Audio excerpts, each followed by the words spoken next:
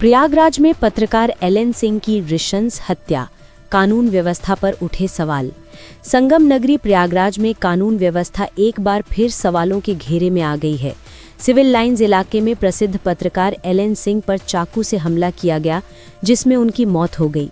जानकारी के अनुसार हमलावरों ने पत्रकार पर 20 से 25 वार किए, जिससे उनकी मौके पर ही मौत हो गई।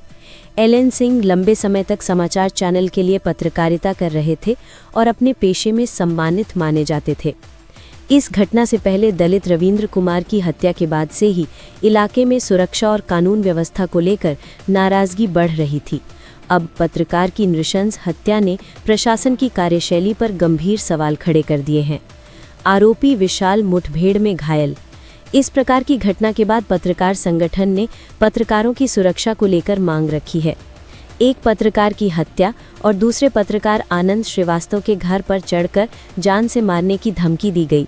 अब अगर तुरंत कार्रवाई न करवाई गई संगठनों के द्वारा, तो पत्रकारों का वजूद और पत्रकारिता खतरे में आ जाएगी। हम सभी पत्रकार इस जघन्य हत्याकांड की निंदा करते हैं।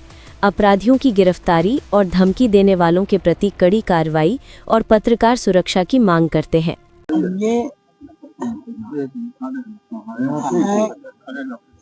मेरा चचेरा भतीजा है, आपके पत्रकारिता से जुड़ा हुआ है।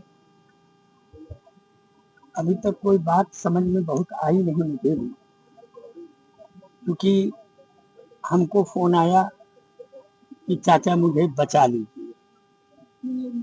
उस दरमियान मैं डॉक्टर यूबी यादव साहब के बैठा था। तत्काल मैंने अपने कुछ जूनियर अधिवक्ता को बोल दिया कि भाई तुरंत पहुंच जाओ, और इंस्पेक्टर सिविल लाइन को, और मैं खुद भी तुरंत चल दिया। मैं आज ही आधे रास्ते था, तब तक हमारे जूनियर अधिवक्ताओं ने बताया कि हालत बहुत गंभीर है, कम से कम 25-30 चाकू मारे गए हैं। गाड़ी में लाद के हम लोग स्वरूप रानी हॉस्पिटल लाए हैं। पुलिस भी साथ थी। अब अभी तो पुलिस भी कुछ भी बताने में, जैसा आपने देखा पुलिस कमिश्नर अजय पाल शर्मा भी मौजूद थे। अभी क्या हालत है? मेरे ख्याल से तो आप जीरो ही समझिए। अब क्या लगता है जब तक ऑफिशियल, जिस तरह से पत्रकार सुरक्षित नहीं है, लगातार जिस तरीके से प्रयागराज में घटनाएं हो रही हैं, पत्रकार भी सुरक्षित नहीं है। बिल्कुल मैं इस चीज को एकदम गलत मानता हूँ कि पुलिस प्रशासन कम से कम इस बात की, पत्रकार अधिवक्ता इस टाइप के लोग के ऊपर अगर हमला होता है और इस तरह से, आप जान के रखिए कम से कम 25-30 बांका जो होता है चापड़, उससे काटा है। पूरा फुटेज देख लीजिए। उसके बस्ते में आपका ये कैमरा जो आप लिए हुए हैं ये भी है, मोबाइल्स हैं। कभी कोई विवाद किसी तरह की कोई रंजिश बताई थी? नहीं, कोई रंजिश तो नहीं बताई अब तक। केवल आज, मतलब ऐसे तो उसकी कोई रंजिश हमें लगता नहीं है। बाकी उनकी क्या है, उसका बच्चा है एकदम छोटा सा है अभी, और एक पत्नी है अभी, लड़का है वो भी बहुत बताने की स्थिति में नहीं है। क्योंकि हम लोग भी भाई चाचा जरूर हैं, लेकिन अब आप भी जान रहे हैं, मैंने बोला ना कि चचारा भतीजा है, तो बहुत कुछ अंदरूनी तो मुझे भी अभी बहुत अवगत नहीं है। लेकिन पुलिस से बात हुई है, पुलिस मुझसे ये कही है कि कुछ न कुछ क्लू मिला है। हम लोग तत्काल रवाना हो रहे हैं। ये बात कह के इंस्पेक्टर और एसीपी गए हैं।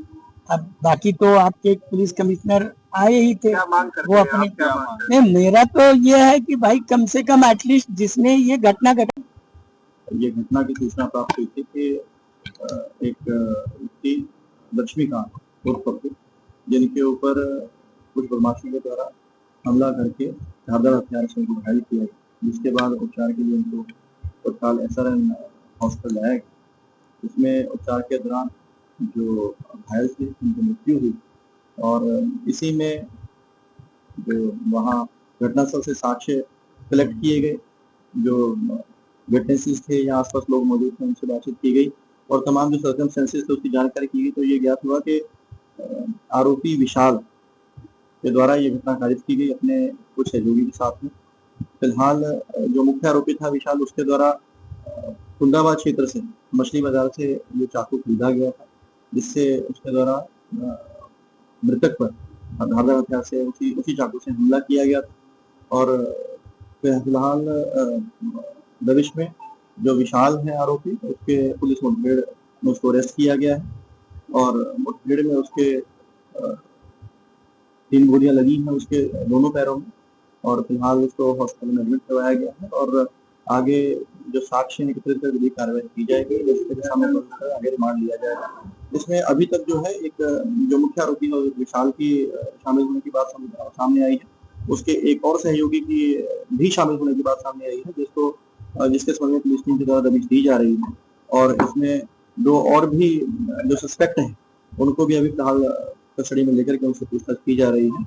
और ये जानकारी हुई है कि पिछले दिन जो मृतक है उनका और जो आरोपी है उनके बीच में किसी बात को लेकर विवाद हुआ था, जिस चीज की अभी जानकारी ये मतलब अभी तक ये प्राइमा फेसी इंफॉर्मेशन है, इन सभी तथ्यों की अभी पड़ताल की जा रही है, वेरीफाई किया जा रहा है और जैसे साक्ष्य निकल करके आएंगे उनको संतुलित करते हुए आगे जो है अगली विधि कार्रवाई की जाए। घटना के पीछे कारण क्या है अभी तक? जैसे कि मैंने बताया कि एक दिन पहले इनका किसी बात को लेकर के झगड़ा हुआ था, किस बात को लेकर के झगड़ा हुआ था इसकी जानकारी की जा रही है, बट ये कंफर्म हुआ है कि उनकी आपस में काफी ज्यादा कहासुनी हुई है और फिर आज वहाँ पे ये घटना विशाल के दौरान ये खारिज की गई है। ये वो जो भी हमारा जो विधिक कार्रवाई है उसको पूरी तरह अमल में लाया जाएगा। हमारा डेफिनेटली ये दुर्भाग्यपूर्ण घटना है, हमारी सहानुभूति पीड़ित के साथ में है, डिपार्टमेंट गवर्नमेंट ऑर्गेनाइजेशन पूरी तरह से हर संभव सहायता प्रदान। इस तरह की घटना हुई है, पत्रकारों की सुरक्षा पर सवाल खड़ा हो रहा है। देखिए पूरी तरह से दिन रात पुलिस विभाग के द्वारा जिंदा देख कर